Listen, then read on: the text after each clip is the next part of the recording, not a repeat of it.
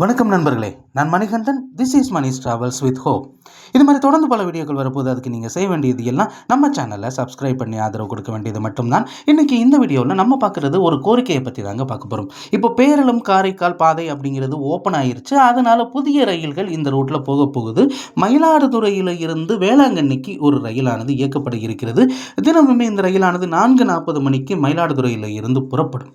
ஆனால் இந்த ட்ரெயினை பிடிக்கிறதுல ஒரு சிரமம் என்ன இருக்குது அப்படின்னா, இந்த கடலூர், சிதம்பரம், இந்த பகுதி, சீர்காழி, இந்த பகுதியிலிருந்து வேளாங்கண்ணிக்கு போகிறவங்களா இருக்கட்டும், அல்லது பாண்டிச்சேரியிலிருந்து வேளாங்கண்ணி போகணும்னு நினைக்கிறவங்களா இருக்கட்டும், அவங்க கடலூருக்கு சீக்கிரம் வந்துடலாம். ஆனால் கடலூரில் இருந்து இந்த ட்ரெயினை பிடிக்கிறதுக்கான வாய்ப்பு அப்படிங்கிறது இல்லை. ஏன்னா அந்த நேரத்தில் கிடையாது, எந்த ஒரு ட்ரெயினுமே கனெக்ஷனாக இல்லை.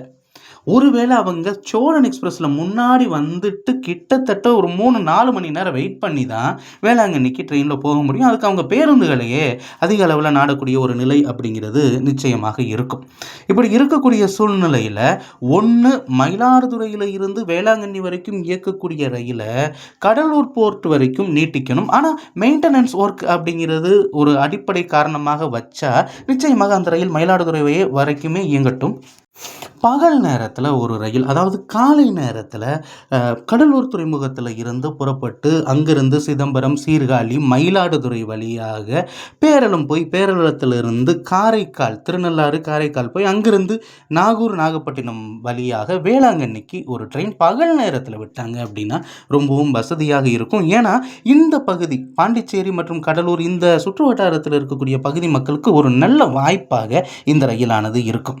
அப்படி போகக்கூடிய ரயில் பிற்பகலில் கிளம்பி மீண்டும் கடலூர் வரைக்கும் வந்துச்சு அப்படின்னா உண்மையிலேயே மிகப்பெரிய வாய்ப்பு அப்படிங்கிறது இந்த பகுதிக்கு கிடைக்கும். சுற்றுலா அப்படிங்கிறது மேம்படும். அதிகப்படியான மக்கள் சென்று வருவதற்கும் ஒரு வாய்ப்பு அப்படிங்கிறது இருக்கிறது. அது மட்டும் இல்லாமல் வேளாங்கண்ணியில் ட்ரெயினை நிறுத்த வேண்டிய அவசியம் அப்படிங்கிறது கிடையாது. ஏன்னா 4:40க்கு தான் ஒரு ட்ரெயின் கிளம்பி மீண்டும் சென்னை வருவதற்காக வேளாங்கண்ணிக்கு போகும். அப்போ அந்த இடம் காலியாகத்தான் இருக்கும். அந்த காலியான இடத்தை பயன்படுத்தி நிச்சயமாக ஒரு பிளாட்ஃபார்மில் நிறுத்திக்க முடியும். ஒரு அற்புதமான ரயிலாக நிச்சயமாக இந்த ரயில் இருக்கும். விரைவில் வருமா கடலூர் வேளாங்கண்ணி ரயில் பேரளம் வழியாக, பேரளம் காரைக்கால் வழியாக அப்படிங்கிற எதிர்பார்ப்பு அப்படிங்கிறது இருக்கிறது. இந்த வீடியோவில் நான் கொடுத்த தகவல்கள் உங்களுக்கு போதுமானதாகவும் அதே நேரத்தில் பயனுள்ளதாகவும் இருந்திருக்கும் அப்படிங்கிற நம்பிக்கை நிச்சயமாக எனக்கு இருக்கிறது.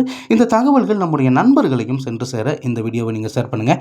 இது மாதிரி பல ரயில்வே அப்டேட்டுகள் உடனுக்குடன் நம்ம சேனலில் வந்து சேர இருக்கிறது. அடுத்த வீடியோவில் பார்ப்போம். நன்றி, வணக்கம்.